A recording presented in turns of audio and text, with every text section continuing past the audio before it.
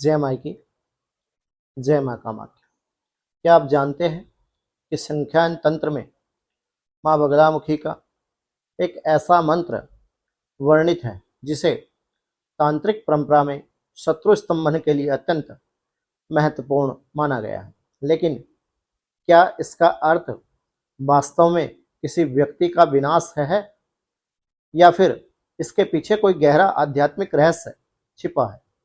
यदि आप आज तक केवल सुनी सुनाई बातें सुनी है तो इस वीडियो को अंत तक अवश्य देखें, क्योंकि आज हम संख्यायन तंत्र की परंपरा के अनुसार माँ बगलामुखी के शत्रुनाशक मंत्र का वास्तविक अर्थ समझने का प्रयास करेंगे। माँ बगलामुखी को 10 महाविद्याओं में 8वीं महाविद्या माना जाता है। तांत्रिक परंपराओं में, विशेषकर संख्यायन तंत्र में, उन्हें स्तंभन शक्ति की अधिष्ठात्र देवी कहा गया है। स्तंभन का अर्थ केवल किसी शत्रु को रोक देना नहीं, बल्कि अधर्म, अन्याय, असत्य, दुष्ट विचारों और नकारात्मक शक्तियों की गति को रोकना भी है। यही कारण है कि शास्त्रों में उनकी उपासना को अत्यंत गंभीर और अनुशासित साधना माना गया है।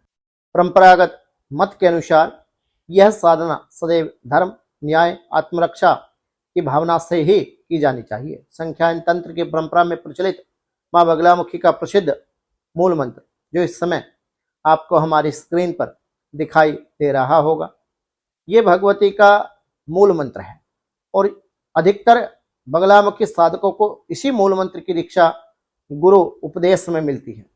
विभिन्न तांत्रिक परंपराओं में इस मंत्र के पाठ में कुछ भिन्नताएं भी मिलती हैं। अनेक विद्वान आचार्यों के अनुसार बुद्धिम विनाशय का आशय किसी व्यक्ति की बुद्धि का नाश करना नहीं, बल्कि उसकी दुष्ट बुद्धि, अन्यायपूर्ण विचार और अधार्मिक संकल्पों का निवारण करना है। इसलिए इस मंत्र को केवल बाहरी शत्रुओं के लिए नहीं, बल्कि अपने भीतर के काम, क्रोध, लोभ, मोह, अहंकार ऐसी प्रवृत्तियों को शांत करने के लिए विशेष रूप से इस मंत्र का दिव्य प्रयोग माना जाता है। लेकिन यहाँ एक बहुत ही महत्वपूर्ण प्रश्न अब ये उठता है, क्या इस मंत्र का जप कोई भी व्यक्ति कभी भी कर सकता है? तांत्रिक शास्त्र स्पष्ट संकेत देते हैं कि उग्र तांत्रिक प्रयोग, विशेष अनुष्ठान और सिद्धि साधना सदगुरु के मार्गदर्शन में गुरु दीक्षा उपरांत ही करनी चाहिए। बिना दीक्षा या उचित ज्ञान के ऐसा प्रयोग करना उचित नहीं माना जाता। हाँ, सामान्य भक्त श्रद्धा के साथ माँ बगलामुखी का नाम जप कर सकता है। ओम बगलामुखी नमः, ओम विष्णु वनिताय नमः, ओम विष्णु शंकर भामिनी नमः। बगलामुखी सतनाम सात्विक पूजा अवश्य कर सकते हैं। यही शास्त्रीय मर्यादा भी है, सुरक्षित मार्ग भी।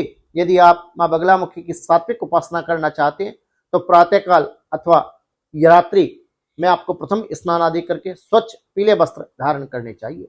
पीले आसन पर बैठकर देसी घी का दीप जलाकर दीपक में 1 चुटकी हल्दी, 2 लौंग, थोड़ी पीली सरसों, दालचीनी का एक छोटा सा टुकड़ा आपको डाल देना चाहिए। माँ बगलामुखी को पीले पुष्प, चने की दाल, बेसन के लड्डू और पीली वस्तुओं से माँ बगलामुखी की श्रद्धा अनुसार संयम और शुद्ध भाव से माँ बगलामुखी की पूजा करें और शुद्ध भाव से जिस मंत्र की आपके पास दीक्षा है उस मंत्र की जप करें। संसार के कल्याण के लिए प्रार्थना करें। शास्त्रों का संदेश है कि देवी की कृपा वही प्रकट होती है जहां भक्ति के साथ साथ विनम्रता, सदाचार और धर्म का पालन होता है।